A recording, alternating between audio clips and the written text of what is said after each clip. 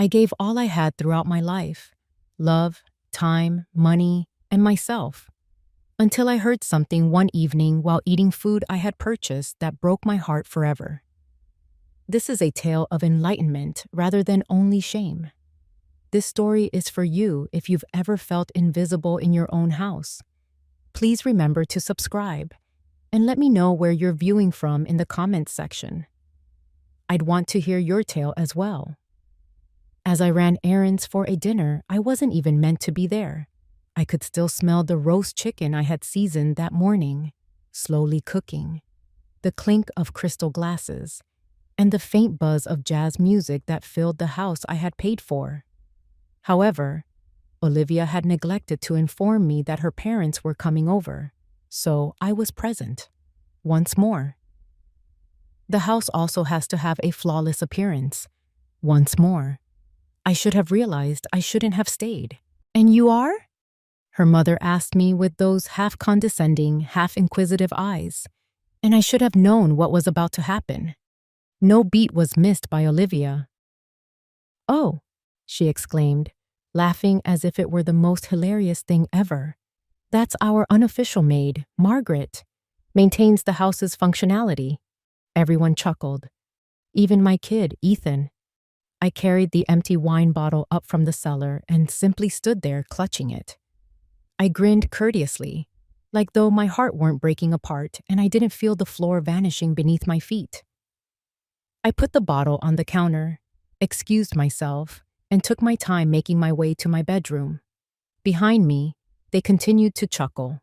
None of them, not my own son, made the effort to correct her. I would say that's my mom. To express anything. I didn't get any sleep that night. I sat on my bed's edge and gazed at the door that I had painted myself when we first moved in. The day I signed those mortgage documents came back to me. My name. I'm credited. My down payment. Ethan was a recent college graduate. Olivia had not yet appeared in the photo. They had nothing. I threw myself into them. And now, I was the maid now. As usual, I prepared coffee the following morning. Olivia claimed to appreciate the cat I fed. I waited till she walked downstairs in her yoga attire, too preoccupied with her phone to even say good morning. After a while, she glanced up. I gave the keys to her. Each and every one. The front door, the rear, the garage, the mailbox. "What is this?" she inquired. She wrinkled her well-groomed brow. I grinned. "I wish you well with your current mortgage payment." She blinked. "What?" I went down the hall past her, past the framed pictures I had, the furnishings I had selected. I had painted the walls. Nothing was taken by me. Only the coat I'd worn when I brought Ethan home from the hospital and my purse. I didn't even bid them farewell. As I opened the door, I heard Ethan yelling my name. I continued. In the driveway, he chased after me barefoot. However, I continued to walk. I didn't force the car door shut. Something snapped inside me, so I calmly and gently closed it. Not the way you think, though. It wasn't anger. It wasn't sorrow. Clarity was the key. And the scariest thing of all was that clarity is silent. It doesn't yell. It's not begging. It simply knows. And for the first time in my life, I realized that I was finished. I knew where I wasn't staying, but I wasn't sure where I was going.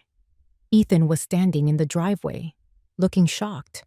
When I last looked in my rearview mirror, how much he had just lost was unknown to him. I didn't either. Still, it's been said that until you breathe, you don't realize you were drowning. I spent that first night in the tiny flat that my great-aunt Ruth had left me. Freedom wasn't it. Not quite yet. There was quiet. A dense, reverberating quiet that covered everything like dust. It smelled like time in the apartment. Yellowed wallpaper, old flooring, and a heater that moaned like if it had been in better shape for decades. I stood there, wondering if I should laugh or cry, and dropped my bag on the kitchen table. I didn't do either. I stood there looking at the broken tiles and thinking about the house I had just left. However, it was no longer a home. Not for me. I moved like a ghost during the course of the next days.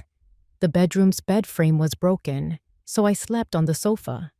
I consumed microwave soup and peanut butter sandwiches. I made no phone calls. It was because no one had phoned me, not because I was alone. Ethan didn't email or SMS, not a word. Olivia had warned him not to, I guess. Or worst, perhaps he simply didn't give a damn. I couldn't stop thinking about the meal, about the way they laughed, about the way he laughed.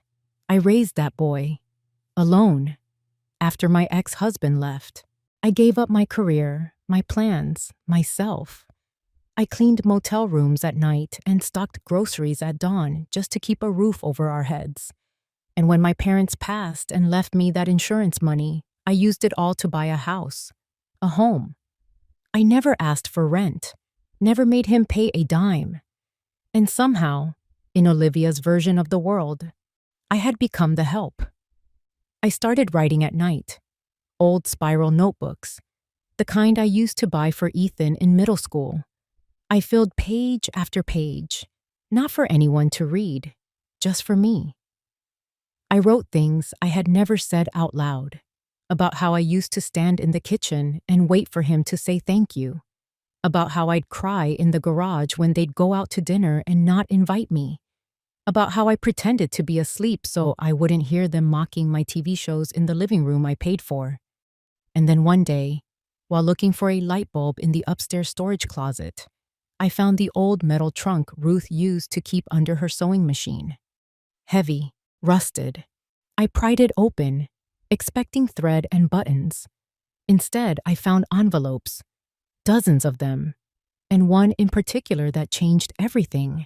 It was addressed to me, in Ruth's familiar handwriting, dated nearly 3 decades ago. If you're reading this, it means you've come back. And I'm sorry you had to. My heart pounded as I unfolded the pages. They were yellowed, fragile. Inside were copies of hospital forms, notes, and a single photograph of a newborn wrapped in a hospital blanket. Not Ethan. There was a name, Michael Jameson. I read the letter 3 times before it made any sense. Ruth had been a nurse at the hospital where Ethan was born. She said she always had doubts. She'd seen something odd in the nursery the night I gave birth. A last-minute room switch. A confusion with the tags. But by the time she raised the issue, it was too late. The babies had already gone home. She never told me. Said she was afraid. Said she hoped she was wrong. But then, years later, she found a document buried in her files. A quiet settlement from the hospital to another family. And that's when she knew. Ethan wasn't my son. My hands trembled. I thought I might pass out. I stared at the photo, at the name, Michael Jameson. My mind refused to process it. Because if this was true, who was Ethan? Who was I to him? And then something strange happened. I didn't feel grief. I didn't feel rage. I felt free. Not because I didn't love Ethan, but because suddenly, all those years of pain, of feeling like a stranger in my own life, made sense. Maybe that coldness I always felt from him. Maybe it wasn't imagined. Maybe he always felt like a stranger. And maybe I wasn't crazy after all. I spent the rest of the night reading every paper in that trunk. Ruth had kept it all. DNA reports, affidavits, a small article about the Jameson family. Successful, educated, local, and still living in the same town. My real son had been here all along, growing up just a few miles away. I folded the letters back carefully, placed them in a new envelope, and put them in my nightstand drawer. Then I looked at myself in the mirror for a long, long time. I didn't recognize the woman looking back at me. But for the first time in a long time, I wasn't ashamed of her. She was broken, yes, but she was waking up, and the world had no idea what that meant yet. There's a kind of silence that doesn't feel peaceful. It feels punishing. That was the kind of silence I lived in for weeks after reading Aunt Ruth's letter. I didn't know what to do with the information. I carried it inside me like a live wire, dangerous to touch, impossible to ignore. I didn't reach out to Ethan. I didn't go looking for Michael. I just existed. Each day, I woke up, made a single cup of coffee, stared out the dusty kitchen window, and tried to understand who I was now. The Margaret who raised Ethan wasn't the same woman who read those letters. That Margaret was a mother, a wife once, a caregiver, a giver of everything. But who was I without that identity? One evening, the heater went out in the apartment. I lit a candle and bundled myself in blankets, curling up on the couch with the hospital files in my lap. I must have read them 100 times. Every line, every signature, every timestamp, it all checked out. It was real. My real son, Michael Jameson, was born on the same night as Ethan, in the same wing, in a hospital that would later settle quietly with another family, hoping the truth would never surface. Ruth had made copies of everything before she passed. She left me the pieces of a truth that had been stolen from me. I felt grief, but not for Ethan.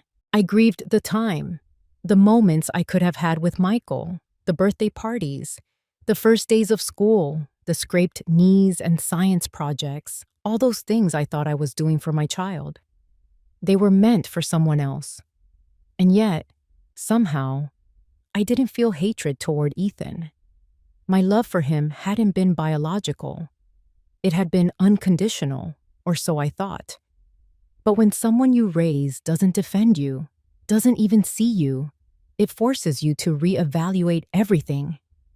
It was a Tuesday afternoon when I finally pulled myself together. I had been hiding too long. I wasn't ready to confront Ethan, not yet. But I could start somewhere quiet. I walked into town and stood across the street from the little bookstore near Main and Elm, Jameson's Books. It was painted in deep green with hand-lettered signs on the windows. I'd passed it dozens of times before and never noticed it. He was there. Michael.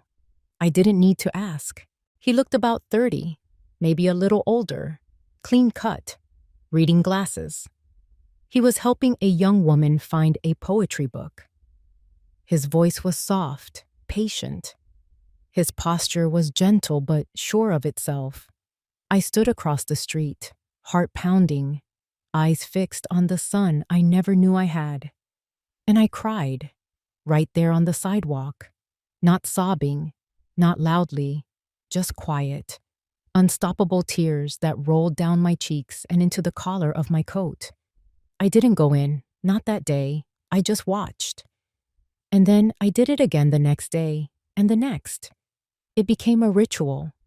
I'd walk the block, sit on the bench near the corner, pretend to check my phone or drink coffee from a paper cup. And I'd watch Michael living the life I was never part of. It wasn't stalking, it was mourning, but also preparation. Because slowly, I was starting to put the pieces together. While I sat outside that bookstore, I started noticing things, the schedule of deliveries, the names of customers, the rhythm of the store. I was observing, yes, but not just him, them, Ethan and Olivia. I started tracking them too, subtly. I knew their patterns from memory. Olivia always posted on social media, tagging her favorite brunch spots, yoga studios, and wine tastings. It wasn't hard to follow the trail, and what I saw made me nauseous. They weren't struggling, they were pretending. Olivia's business, some lifestyle coaching brand, was mostly smoke and mirrors, rented office space, paid followers, credit cards maxed out to maintain appearances. And Ethan, he had quit his job 6 months ago. Olivia called it manifesting a new chapter. I called it delusion. They were building a house of cards, and they had no idea the wind was coming. I didn't tell anyone what I had discovered. Not yet. Instead, I started keeping a second journal, not like the first, filled with emotions and heartbreak. This one was strategic. Dates, names, business filings, public records. I wasn't just grieving anymore. I was planning. They thought I was gone, invisible, irrelevant. But I was more present than I had ever been, and I was about to remind them exactly who I was. The first time I saw Michael up close, I couldn't speak. It was a rainy Thursday. The bookstore was nearly empty, and he was restocking the biography section, humming under his breath. I had lingered outside too long, and when he turned and looked through the front window, our eyes met. He gave a polite, welcoming smile, nothing more. Just the kind of kindness you offer a stranger. And that's what I was to him, a stranger. My heart clenched. I turned away quickly, pretending to check my phone, but my hands were shaking too hard to fake it convincingly. I walked fast, ducking around the corner, barely making it to the car before the tears came. How do you tell someone that their entire life started with a mistake? How do you look a grown man in the eye and say, "You're not who you think you are, and neither am I"? I went home and pulled out Ruth's letter again, read it 3 more times. She hadn't just discovered the truth, she had investigated it. The name Michael Jameson wasn't a guess. It was confirmed. She had found the settlement papers. The hospital never told me, because I was never meant to know. And the Jamesons? They must have known something. Maybe not the full truth, but enough to accept a quiet payout. But I wasn't here for revenge against them. I wasn't even sure what I was here for. I just wanted to know him, to see if the ache in my chest could be filled by the reality of who he was. So I went back. I started small. I bought a book. Michael rang it up himself. "Good choice," he said with a smile. "Hard to find these days." His voice was warm, familiar in a way that made my throat tighten. He handed me the bag, his fingers brushing mine for a second. I nodded. "You own this place?" "Sort of," he said. "My parents helped me get started. They're retired now, so I keep busy here." Of course they helped. Of course he had support. Not like Ethan, who'd had nothing but my blood, sweat, and sacrifice, and who had turned around and offered me up as a joke. Michael had parents, but not me. And Ethan had me, but never wanted what I gave. The universe had scrambled the puzzle and left us all bleeding over the wrong pieces. I started visiting the bookstore every few days, casual. Sometimes I bought a novel, sometimes just browsed. Michael began to recognize me. He'd say, "Back again?" with that easy smile. We made small talk, weather, books, local events. I never told him my name. Not yet. It wasn't time. Meanwhile, back in the shadows of my old life, things were shifting. Ethan sent me one message, a text that said, "Mom, are you okay?" Nothing more. After 3 weeks of silence, that's what I got. I didn't reply. I had nothing left to say, but I started looking deeper into their world. I pulled up the deed to the house. It was still in my name. Olivia had tried to refinance without my permission. Denied. She couldn't afford the mortgage. Ethan had no income. I could have evicted them on the spot, but that would have been too easy. No, I needed them to feel the slow unraveling. The fear, the realization that the foundation they stood on wasn't just fragile, it belonged to someone else entirely. Me. Every night, I wrote. My new journal was meticulous. Every receipt, every conversation, every time Michael mentioned a hobby, a favorite author, a childhood memory, I wrote it down. Not to use against him, but to understand the son I never got to raise. And in between the lines, I began to see the truth more clearly than I ever had before. Ethan didn't treat me poorly because he was switched at birth. He treated me poorly because he chose to, because Olivia gave him permission to, because somewhere along the line, he stopped seeing me as someone to respect and started seeing me as someone to dismiss. But Michael, he didn't know me at all. And yet, he treated me with more kindness in 5 minutes than Ethan had in 5 years. I wasn't ready to tell him. Not yet. But I was close.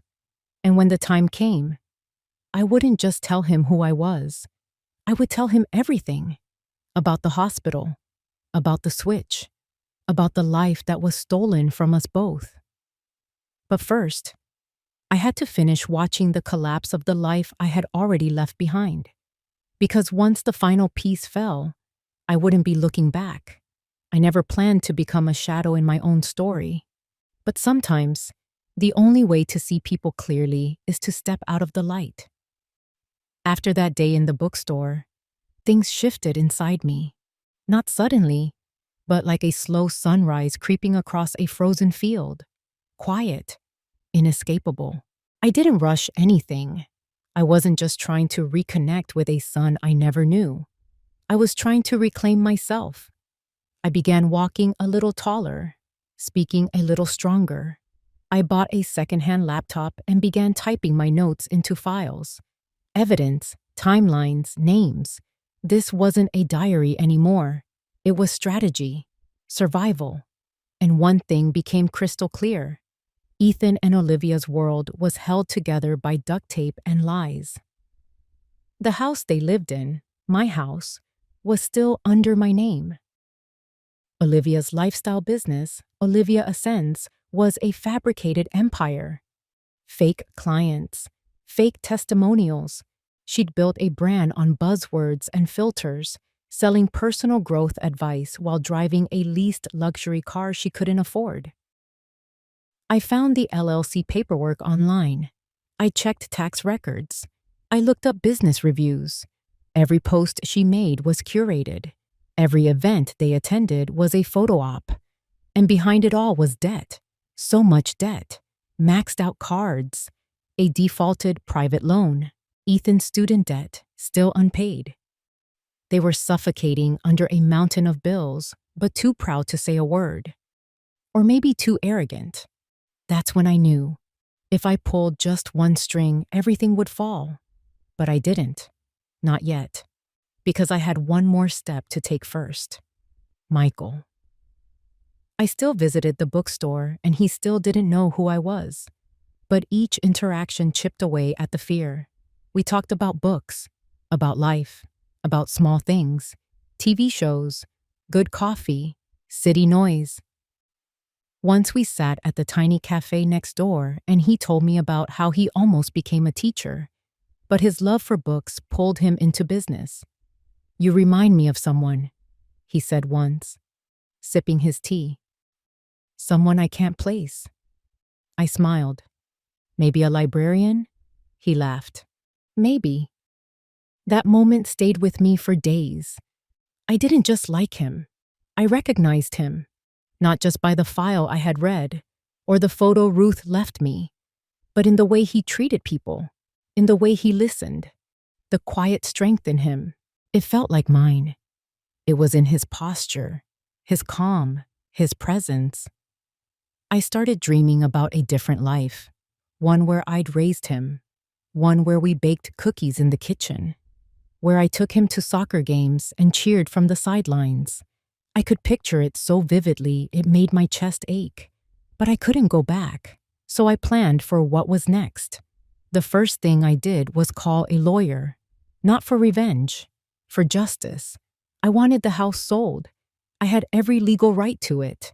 I made the down payment, paid every bill, and never signed it over.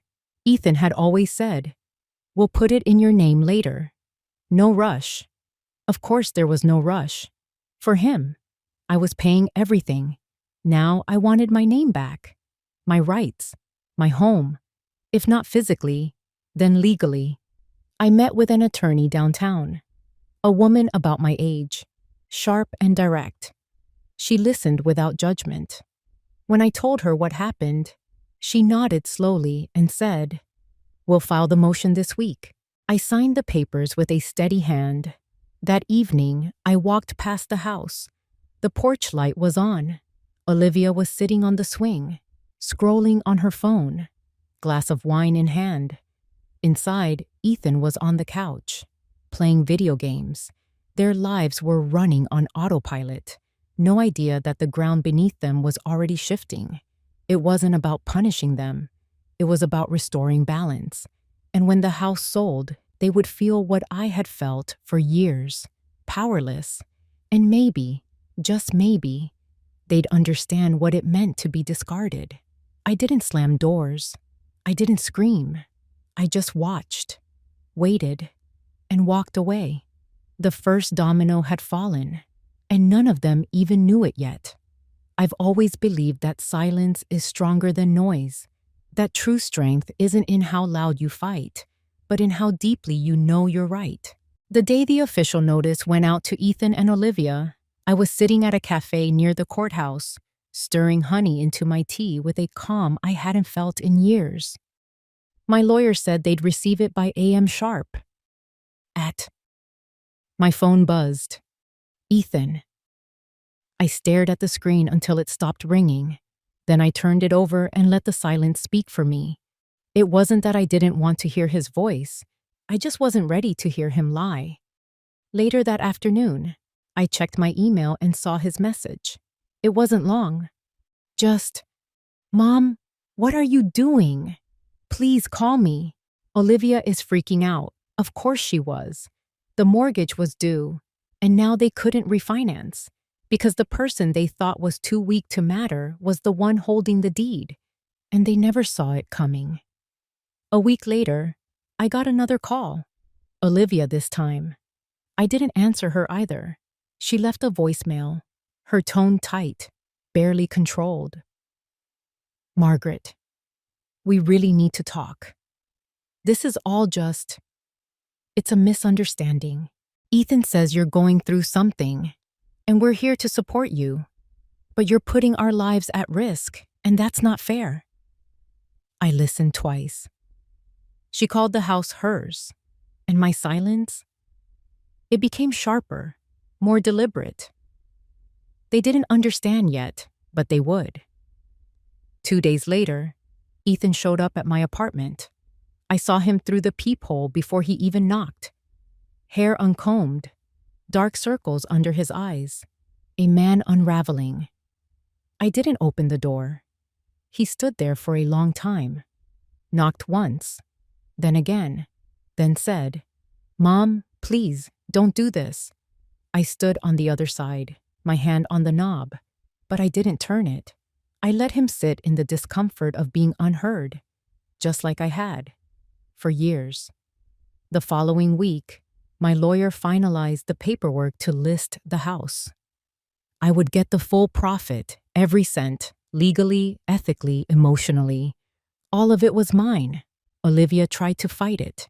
She claimed contribution of value. My lawyer smiled and said, "Let's see her prove it in court."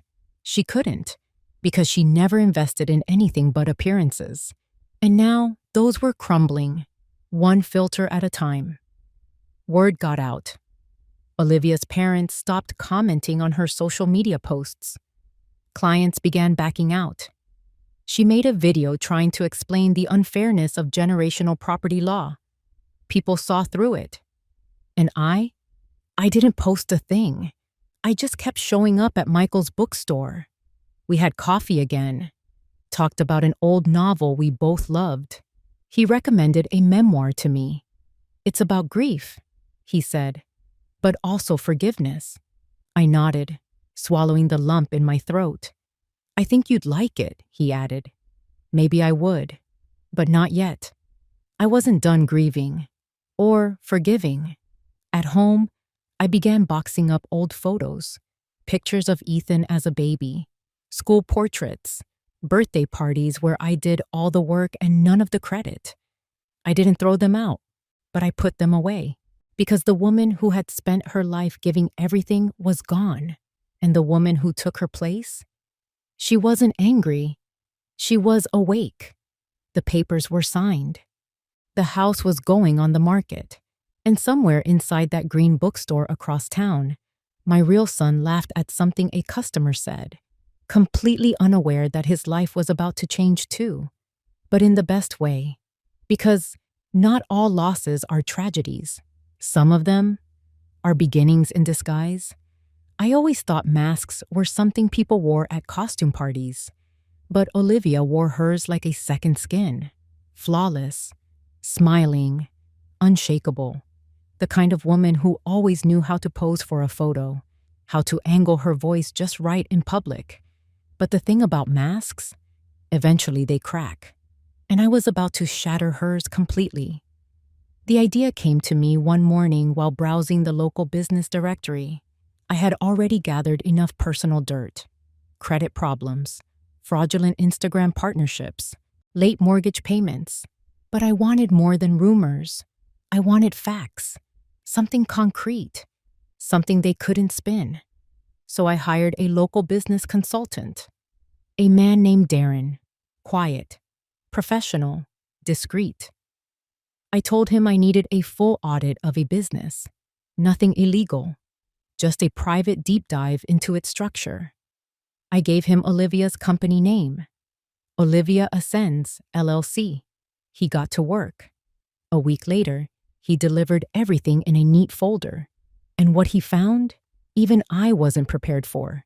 Olivia's entire business model was a lie. No tax filings for the last 2 quarters. Several invoices forged to look like they came from real clients. But the clients didn't exist. Photo shoots staged at rented properties she claimed were home makeovers. Her so-called partnerships were just affiliate links with inflated metrics. She wasn't just pretending to be successful. She was deceiving everyone. I asked Darren, would this hold up under scrutiny? He looked at me and said, if this goes public, she's finished. Financially, professionally. And that's when I made a decision. I printed everything. Then I found the address of Olivia's parents, the same people who once laughed in my home, clinking wine glasses while their daughter humiliated me in my own kitchen. I mailed them the file, anonymously. No letter, no signature, just a simple note on top that read, everything you think you know is a performance. 2 days later, the first cracks appeared. Olivia's Instagram went quiet. No stories, no curated morning routines. Her newest post, an inspirational quote about being misunderstood, was flooded with strange comments.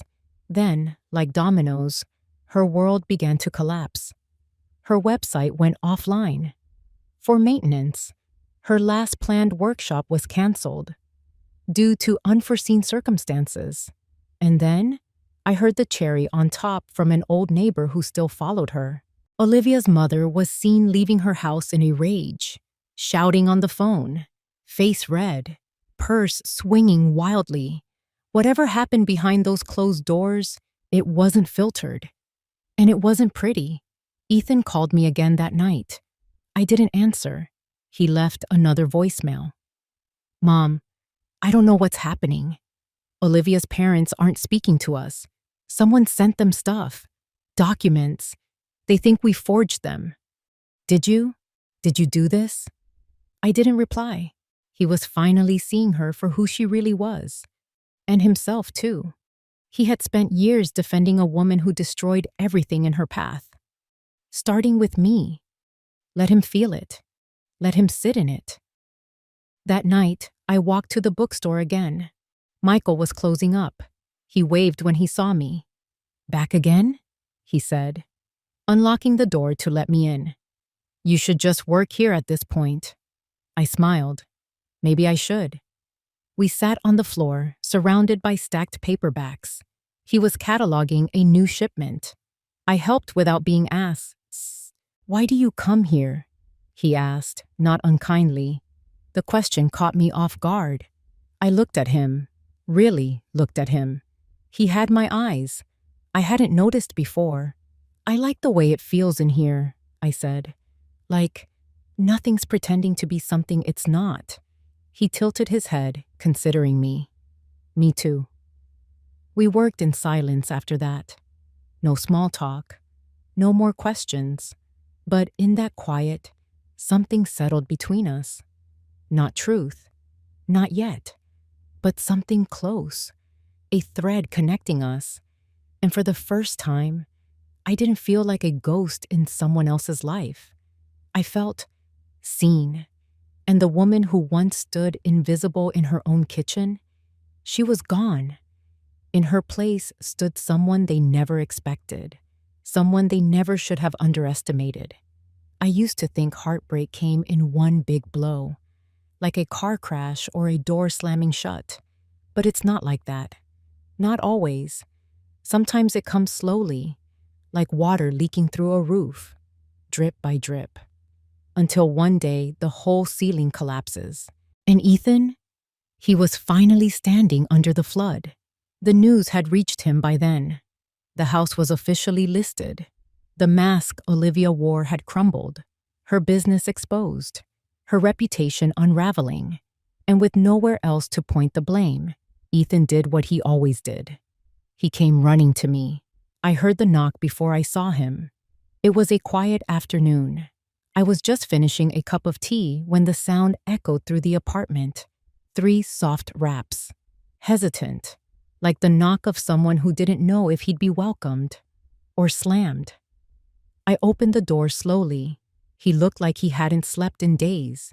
Unshaven, thinner than I remembered. Shirt wrinkled like he pulled it off the floor. "Mom," he said, voice cracked. "Can I come in?" I didn't answer, just stepped aside. He walked in and stood in the middle of the room like he didn't know what to do with his body. For a long time, neither of us spoke. Finally, he broke. "Why are you doing this?" he asked. "To us?" I almost laughed. Us, as if there had been an us in years. I sat down in the armchair across from him, calm, composed. "I'm not doing anything to you, Ethan. I'm doing something for me." His jaw clenched. "You're selling the house. My house. I grew up there. And you gave it away," I said, my voice low. "You let your wife turn me into your maid. You watched it happen. You laughed. You never even apologized." He didn't deny it, just looked at the floor. "I thought you were just being dramatic," he mumbled. "I didn't know it hurt you like that." I stared at him. "That's the problem. Ethan, you never bothered to know what hurt me. You just assumed I'd always be there, cleaning up after you, paying your bills, nodding along while you let that woman chip away at who I was." He flinched. "Olivia's not who I thought she was. That's not news to me." He finally looked up at me. His eyes were glassy now. "I lost everything. I didn't blink. No, you gave it away." Silence stretched between us. "I miss you," he whispered. I sat up straighter. "I raised you," I said, "fed you, clothed you, sacrificed for you, and you let me be humiliated in the house I bought." His lip trembled. "I thought she was helping me. I thought we were building something." "You built a lie," I said, "and now it's falling apart." He stood then, pacing the room. "So that's it? You just walk away?" I got up, walked over to the drawer by the kitchen and pulled out the envelope Ruth left me. I held it in my hands. "I'm going to tell you something now," I said, "and I need you to listen. Really listen." He nodded, confused. I handed him the envelope. "These are your birth records. Read them." He sat, opened it slowly. His brow furrowed, then fell. He read the letter, the hospital files, the DNA test Ruth had quietly ordered after all those years. He looked up at me, eyes wide. This can't be real." "It is. You're saying I'm not your son? I'm saying you weren't born to me. But I raised you as if you were. I gave you every piece of me, even when you didn't want it." He went pale. "So who's your real son?" I didn't answer. He sat there, shell-shocked, mouth open, pages trembling in his hands. "I don't know who I am anymore," he whispered. "Now you know how I felt," I said. "For years." He didn't cry. Not really. But something in him broke. And I saw it happen. Not with anger. Not with satisfaction. Just peace, doll. Because I finally said what needed to be said. I walked him to the door. He turned, eyes pleading. "Can we fix this?" I met his gaze. "I don't know," I said. "But it's not my job to try anymore." And I closed the door gently behind him, not with spite, but with finality, because for the first time in my life, I wasn't the one holding it open. It took me 3 days to decide how I was going to do it. I practiced the conversation in front of the mirror, in my car, even in line at the grocery store, with my hand clutched around a basket of oranges, whispering lines I could barely finish. "I'm your mother. There was a mistake. You've lived a life that wasn't meant to be yours, and so have I." But nothing sounded right, because how do you drop a truth like that into someone's life and expect them to survive the impact? Still, I had to try. Michael was in the bookstore, like always. The light inside fell through the windows in golden beams, softening the shelves and scattering shadows across the hardwood floor. It felt like a sacred space, a place where truth belonged. When he looked up and smiled, I almost turned around and walked away, but I didn't. "Hey," he said, "you came at the right time. We just got a new batch of rare poetry editions." I swallowed the lump in my throat. "Actually," I said, I came to talk." He studied me for a second, sensing something in my voice. "Sure. Come on back." He led me through a side door to a tiny break room, a kettle on the counter, a mismatched couch, a chipped table, real life, no filters. We sat. "I've been coming here for a reason," I started, twisting my hands together. "I figured," he said softly. "You have? You're not exactly here for the books." I gave a small, sad laugh. "No, I'm not." Then I took out the envelope. Ruth's letter, the birth records, the DNA proof, and set it on the table between us. "What's this?" he asked, cautious. "Something that's going to change everything." He looked at me, waiting. 30-some years ago," I said, my voice breaking. "There was a mistake at the hospital. 2 babies, switched at birth." His eyebrows drew in, confusion blooming across his face. "My son," I said, "was given to another family." He went very still, and theirs was given to me. He didn't say anything for a long moment. "I raised him," I continued. "Loved him with everything I had.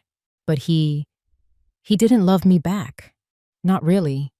His eyes searched mine, slowly connecting pieces I wasn't saying aloud. "You think I know you are." He looked down at the envelope, picked it up with trembling hands. Inside were the documents, the timeline, the explanation, Ruth's letter, with her quiet confession. He read in silence. Every second stretched into forever. When he finished, he didn't look at me right away. Just set the papers down, his fingers still resting on the edges like he needed to hold on to something. "This is a lot," he finally said. "I know. And you're Margaret." "Yes." He looked up, his eyes glassy. "I don't feel anything. Not yet." "You don't have to," I said. "I'm not here to ask for a place in your life. I wanted you to know. I needed you to know." He nodded slowly. "Why now?" "Because I couldn't live with the silence anymore. Because the truth deserved to breathe." He leaned back, exhaling hard. "I have parents. They raised me well. I know. I love them. I would never ask you not to." We sat in that tiny room, surrounded by books and the scent of old paper and peppermint tea, and I felt something I hadn't in years. Relief, not joy, not closure, but the freedom of no longer carrying something so heavy alone. He stood after a while, pacing slowly. "I don't know what to do with this," he said honestly. "I don't either. I don't hate you." Tears filled my eyes. "That's more than I expected." He turned to face me again. "You didn't have to come. But you did." "I didn't know how not to," I said. He nodded again, a quiet understanding settling between us. "Can we take it slow?" he asked. "I don't want to make this something it's not. I wouldn't ask for anything else." He gave me a faint, fragile smile. "You want to stay for tea?" I smiled back. "I'd love to." We didn't talk about the files again that afternoon. We talked about books and weather and how he hated the sound of wind chimes but loved the rain. And though the past still sat between us, unopened and raw, we had started something. Not a relationship. Not yet. But maybe, just maybe, a beginning.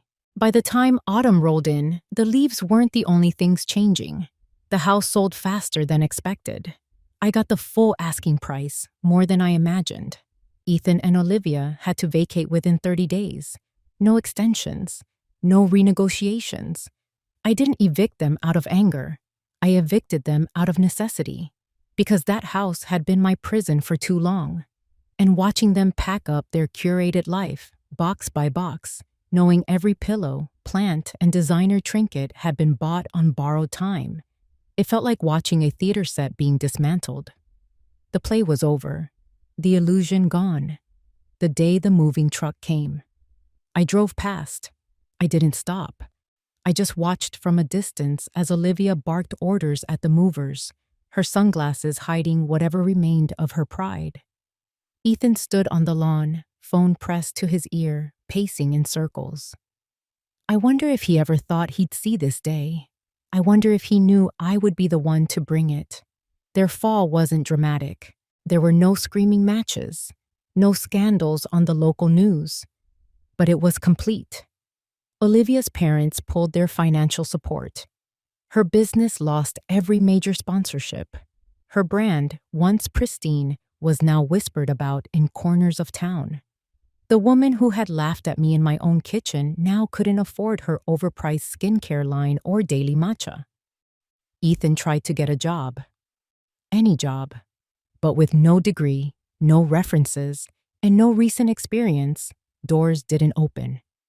He moved into a small apartment on the outskirts of town. I heard this from the lawyer. I didn't ask. But I also didn't celebrate. Because this wasn't about revenge. It was about truth, about consequences. Meanwhile, my life, quietly, steadily, was becoming something new. Michael and I continued meeting, always casually, coffee, book discussions, shared articles and little comments about life. He asked about my writing once, and I told him I'd started working on a memoir, that I had a story to tell, even if I never published it. He said, "You should. Stories like that matter." He still didn't call me mom, and I didn't expect him to. That wasn't the point. We were building something not out of obligation, but out of choice. And that made all the difference. One afternoon, we walked through the farmer's market together. He picked up a jar of apple butter and laughed. My mom used to make this. Every fall. Something about the way he said my mom. It didn't sting. It felt okay. Natural. Right. Because he had a mom. And I had a son who didn't see me until it was too late. Some nights, I sat alone with my tea, wondering if Ethan was sleeping on a mattress or a floor, if Olivia still wore her silk robes, if they looked at each other now and saw all the things they'd ignored before. I didn't miss them. I missed the idea of what we were supposed to be. But grief like that, it's a shadow.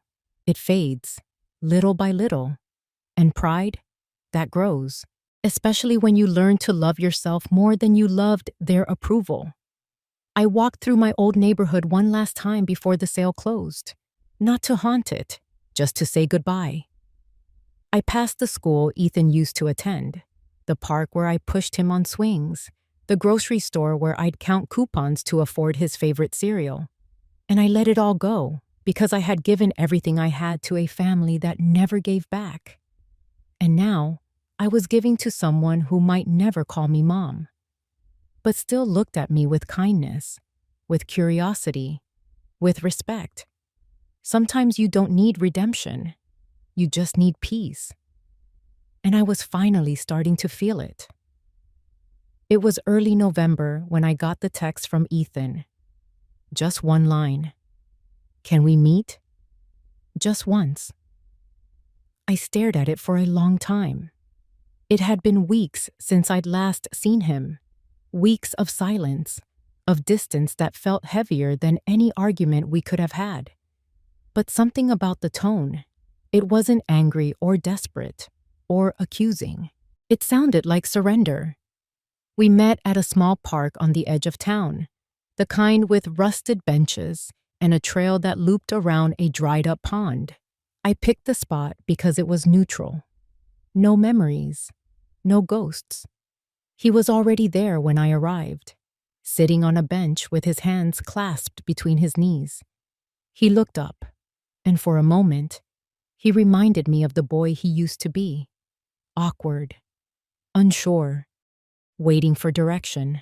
I sat down beside him, careful not to sit too close. He cleared his throat. I'm not here to ask for anything, he said. I nodded, saying nothing. I wanted to understand. I reached into my bag and pulled out the manila envelope. Again, the one with Ruth's letter, the documents, the DNA results. I handed it to him without a word. He didn't open it, just held it in his lap, as if he has read it 1,000 times before. I conducted my own test, he stated. Once you informed me, the same outcome. I gave another nod. I tried to figure out what to do with it for weeks, he added. I continued to think. What was I if I wasn't your son? Then I glanced at him, glanced closely, and I said quietly, You were my kid. However, I know how you treated me, and I treated you the same way. He flinched. I'm not pleading for your pardon, he responded hastily. I'm not worthy. No, I stated bluntly. That doesn't mean I despise you, though. His eyes were glistening as he turned to face me. What does that signify, then? It indicates that I now love myself more than I do the thought of you. The ensuing quiet was very meaningful. He lowered his head. I believed I was keeping Olivia safe, supporting her. I was only hiding behind her, though. Was I not? You allowed her to change the narrative. You also gave the pen to her. Slowly, he nodded. I'd like to take it back. You can't. For a time, we sat in that position. Two individuals who have lived together in a lie. In the chilly November air, unraveling it. Then he said something that caught me off guard. I hope he treats you well. I gave him a glance. Startled, he explained. Michael, your son. My throat tightened each breath. I said, he's kind. Kind. He gave a little smile. You must have contributed to some of that back then. We both chuckled. Weary, gentle, not happy, not resentful though. Finally, he stated, if it hurts you, I don't want to be in your life. However, if I ever find a location, only a portion of it. He left the sentence hanging. He didn't have to. I stood there and gazed at the pond. On the surface, leaves were dispersed like ashes. I'll give it some thought, I responded. He gave a nod. That's more than I had anticipated. I briefly put my hand on his shoulder as I turned to walk away. That was the end of it. The last second. Not resolution, but comprehension. And I knew that was plenty, since I was no longer required to fix him, nor did I need to be repaired. All I wanted was freedom. I was too. I was really. The term freedom always seemed too huge to me, too high, like something for parades and speeches. It would be impossible for someone like me to live. However, I finally realized what that meant when I turned the key on Michael's bookstore's front door that morning. The previous evening, he had given me a call, claimed to have something for me to see. He spoke informally. However, it carried a certain weight. There's something seething below. He was standing at the rear wall, where a fresh wooden sign had been put over an arched entryway as I entered. The next chapter was written on the sign. I grinned. What is this? I took one brass key from him. Tiny, easy, polished. I'm opening a new area. Coffee corner, community discussions, and a comfortable reading area. It has to feel more than a store, in my opinion. I desired a sense of belonging. In my palm, I flipped the key over. And I'm supposed to open it? He gave me a serious look. I want it for you. I gazed at him. His voice was quiet as he went on. You dedicated your entire life to someone. They handled you like a piece of furniture, similar to the background. However, I see you. You don't have to convince me of anything. You've accomplished enough. My eyes filled with tears. I returned the blinks. I muttered, You don't have to do this. I understand, he responded, but I'd want to. I inserted the key into the lock and moved toward the door beneath the sign. The turn went nicely. Warm light came in through the large windows. The walls were adorned with shelves that were already partially filled with memoirs and classics. In the middle is a rug, an old armchair, a tea set on a little table. The room reminded me of a dream I had forgotten I had.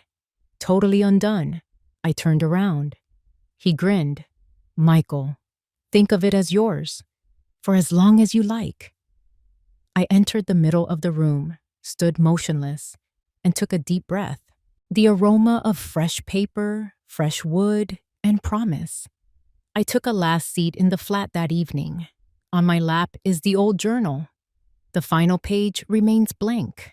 I was a lady who gave till I disappeared, I wrote. Then I turned into the lady who retracted everything, not angry, not with flames, however, in quiet, with honesty, and with a power they had never anticipated. I completed the contribution the next day. A nonprofit that helps women start over received a percentage of the proceeds from the sale of the house. Those who are undervalued, disregarded, and dismissed, as I was. They gave me a call to express gratitude. However, I didn't require gratitude, because each time I entered the next chapter of that bookshop, I was reminded of my current self. Not the mother of Ethan, Olivia's maid, no. Survivor and woman Margaret Walker, the creator of her own demise. Permission to start anew was never required, only a key. And I was holding it now. And it didn't open a door for anyone else this time. Mine was opened.